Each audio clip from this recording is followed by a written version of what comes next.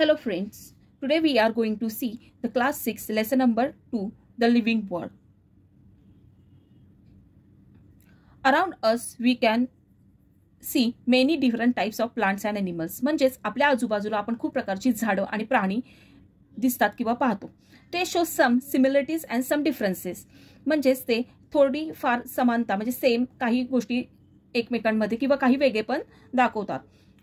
But still there are some special signs that tells they are living. आणि तरीही त्यांच्यामध्ये काही खास सिम्पटम्स असतात किंवा फीचर्स असतात की त्यावरून ते लिव्हिंग थिंग्स आहेत हे ओळखलं जातं. This special features are not found in non living things like ball, chair. म्हणजे हेच काही जी सिम्पटम्स किंवा फीचर्स असतात ते नॉन लिव्हिंग थिंग्समध्ये आपण ते पाहू शकत नाही. मग त्याचे एक्झाम्पल कोणते आहेत तर ball, chair, many things are there. Such features are said to be characteristic of living things. Which symptoms or which features are there that we are saying to it is a living things. म्हणजे ते अशी कोणती features असतात की त्याच्यामुळे आपण त्यांना living things किंवा म्हणजे लिव्हिंग थिंग्स म्हणू शकतो. लेट अस स्टडी दिस कॅरेक्टरिस्टिक. चला मग पाहूया आपण की ती कॅरेक्टरिस्टिक किंवा ती वैशिष्ट्ये कोणती आहेत. तर त्यासाठी आपल्याला प्रथम म्हणजे फर्स्ट ही जी इमेज आहे 2.1 various things in our environment, या पिक्चर्समध्ये कोणत्या गोष्टी पाहू शकतो ते पाहायचं आहे. From that we should say they are living things और नॉन लिव्हिंग थिंग्स. म्हणजेच या पिक्चरमध्ये ज्या गोष्टी आहेत त्याच्यावरून आपल्याला लिव्हिंग थिंग्स कोणत्या आणि नॉन लिव्हिंग थिंग्स कोणत्या ते आपण सांगू शकतो.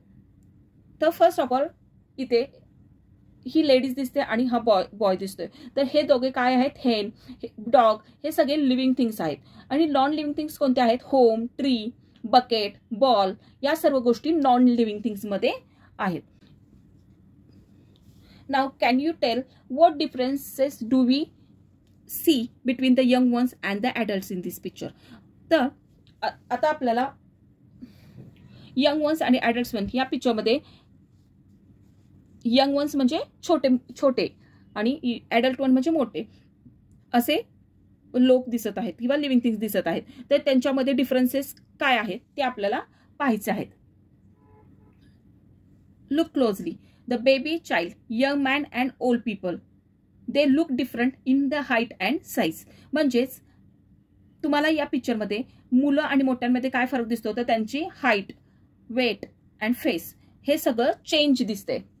ओके, तुम्ही पाहू शकता ना की सर्व या गोष्टींमध्ये आपल्याला डिफरन्स दिसतोय. त्यांची हाईट म्हणा किंवा वेट म्हणा, त्यांचं फेसिंग, सर्व ह्या गोष्टी डिफरंट दिसतात. Then first point of the characteristic is growth. A baby grows up to become an adult person, woman और man. Every baby grows and becomes a man और woman. This is called growth. म्हणजे एखादं मोठं बाळ होऊन स्त्री किंवा पुरुष बनतं, यालाच आपण काय म्हणतो, ग्रोथ म्हणतो. During the period of its growth, the baby gains in height, weight and strength. Okay.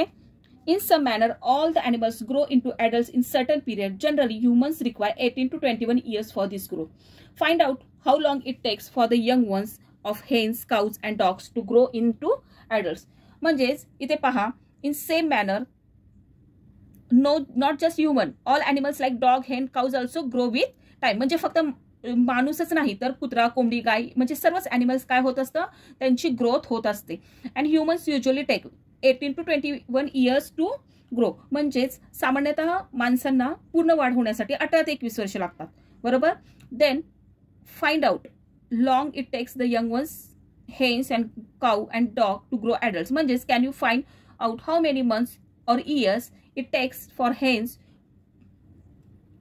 hens, cows or dogs to become big. That's your activity. म्हणजेच कोंबडी, गाय, कुत्रा यांच्या पिल्लांना मोठं होण्यासाठी किती वेळ लागतो ते शोधून काढायचे आपल्याला. आणि हे आता तुम्ही काय करायचंय तर तुम्ही मला कमेंट्स बॉक्समध्ये कमेंट करायचंय की काऊ आणि डॉगना ॲडल्ट होण्यासाठी किंवा हेनला या तिन्हीपैकी कोणते हे तुमच्यासाठी ऍक्टिव्हिटी आहे की तुम्ही हे सर्च करून किंवा फाइंड आउट करून सांगायचं आहे की हेन, काऊ आणि डॉगसाठी ॲडल्ट होण्यासाठी किती एज आहे. आता मोस्टली मुली कशा पटकन मोठ्या होतात त्यामुळे ते 18 वर्षापर्यंत त्यांची वाढ होते. तसंच म्हणजे मेनसाठी 21 वर्षाचा हा टाइम पिरियड असतो की त्याच्यामध्ये त्याच्यात चेंजेस होतात आणि ते मोठे म्हणजे बिग होण्यासाठी तेवढा टाइम पिरियड त्यांना लागतो. आता तुम्ही याच्यामध्ये काय पाहिली, first characteristic growth. What is mean by growth. Okay, म्हणजे ग्रोथ ही किती इम्पॉर्टंट आहे ह्युमन लिव्हिंग थिंगसाठी ते आपण आता पाहिलेलं आहे. आता नेक्स्ट ट्राय दिस. आता तुम्हाला प्लांट्समध्ये ग्रोथ खरंच असते का हे फाइंड आउट करण्यासाठी एक ऍक्टिव्हिटी करायची आहे. तर काय करायचं आहे तुम्हाला, एक छोटंसं ट्री म्हणजे रोपटं असलेलं एक पॉट घ्यायचं आहे आणि त्या पॉटमध्ये छोटंसं एक हे रोपटं लावलेलं आहे. तर तिथे एक हे बघा इथे काय दिलंय, स्ट्रेच थ्रेड. म्हणजेच काय करायचं आहे तर दोरा घट्ट करून घ्यायचा आहे आणि एका खिळ्याला टाय करायचं, बांधायचं आहे त्याला. आणि पुढचे 10-15 डेज तुम्हाला काय करायचं आहे त्याचं ऑब्झर्वेशन करायचं आहे की ते जे ट्री किंवा रोपट आहे ते वाढत आहे की नाही. जेव्हा ते वाढायला सुरुवात होईल तेव्हा हा जो थ्रेड आहे बघा, लूज झालेला थ्रेड, तो काय होत जाईल, हा थ्रेड जसं हे रोपटे वाढत जाईल आफ्टर 10-15 डेज, तर ते तसे ते रोपटे काय त्या रोपट्याला जो बांधलेला दोरा असेल तो काय होत जाईल, सैल होत जाईल. म्हणजेच याच्यावरून आपल्याला एक गोष्ट लक्षात येते की रोपटे उंच होत आहे किंवा वाढत आहे.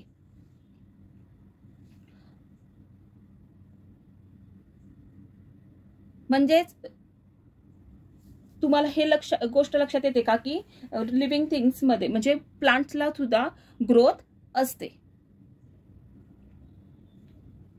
In all plants, it is mainly the width and height of the stem that grows. As they grow, some plants develop branches while others do not. म्हणजेच काय, झाडांमध्ये मुख्यतः स्टेम आणि स्टेमची उंची आणि हाईट वाढत असते. As they grow some plant develop branches while others do not. जसजसे ते मोठे होत जातात किंवा त्यांना फांद्या फुटतात तर काही काही झाडे सरळ वाढतात तर काही काही हे अशी वाढतात. इथे काही एक्झाम्पल्स दिलेत. Though all living things grow, animals grow only for a certain period. Plants on the other hand grow as long as they live. The growth of living things occur from within the body, which means the growth occurs in all parts of the body. म्हणजेच काय की सगळे जे plants असतात ते त्यांची growth असती ती सर्व पार्टमध्ये ग्रोथ होत असते. तसंच ॲनिमल्स आहे, ॲनिमल्स सुद्धा एका सर्टन पिरियड पर्यंत वाढतात. पण ट्रीज तसं नाहीये की सर्टन पिरियड्स, पण ॲनिमल्स सर्टन पिरियड पर्यंत त्यांची वाढ होत असते. आणि प्लांट्स हे जोपर्यंत ते जिवंत आहेत, जोपर्यंत त्यांची लिव्हिंग ग्रोथ आहे तोपर्यंत ते वाढत असतात.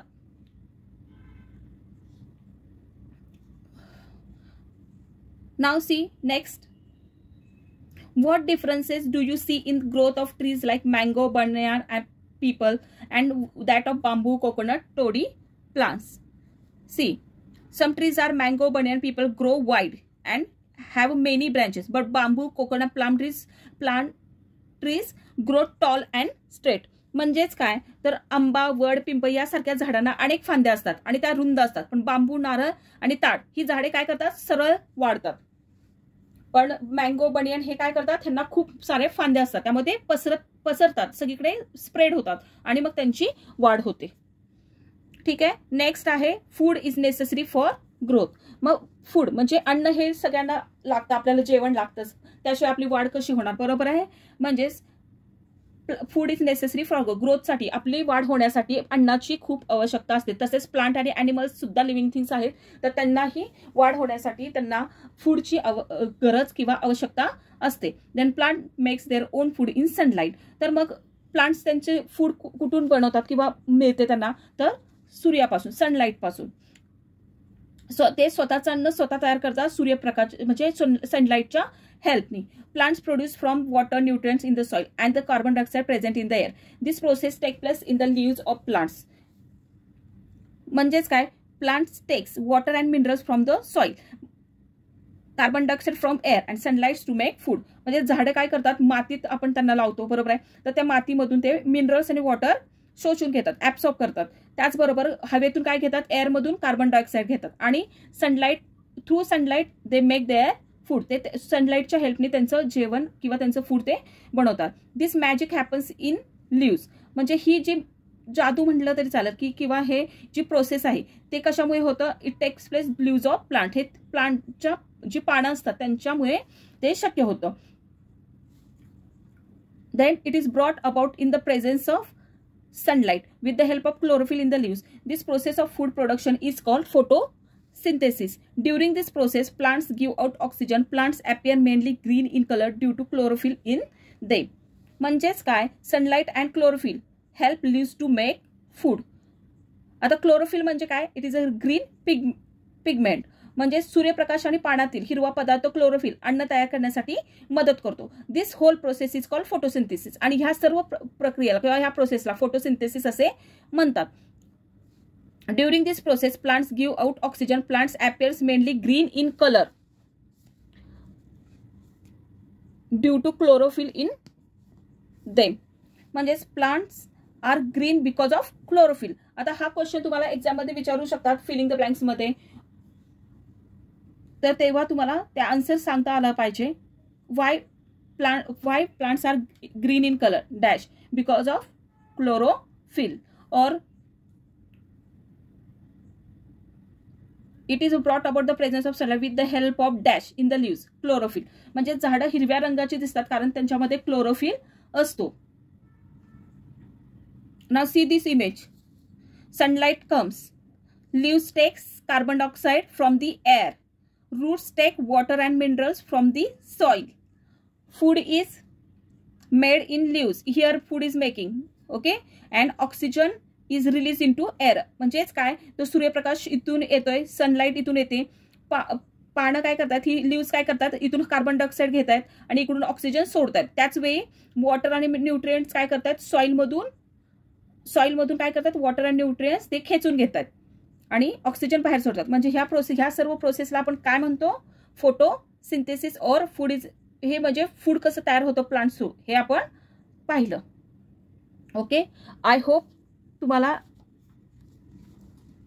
हे सर्व एक्सप्लेनेशन किंवा अंडरस्टँड झालं असेल, जे मी आता हा ग्रोथ कशी होते लिव्हिंग थिंग्सची, कॅरेक्टरिस्टिक ऑफ ग्रोथ, आणि अजून काय पाहिलं आपण, characteristic of growth and food, how food is necessary for the growth. ह्या गोष्टी आपण पाहिल्या आणि त्या तुम्हाला समजल्या असतील किंवा अंडरस्टँड झाल्या असेल असं मी आशा करते. व्हिडिओ आवडला असल्यास लाईक, शेअर, सबस्क्राईब जरूर करा. बेल आयकॉन प्रेस करायला विसरू नका.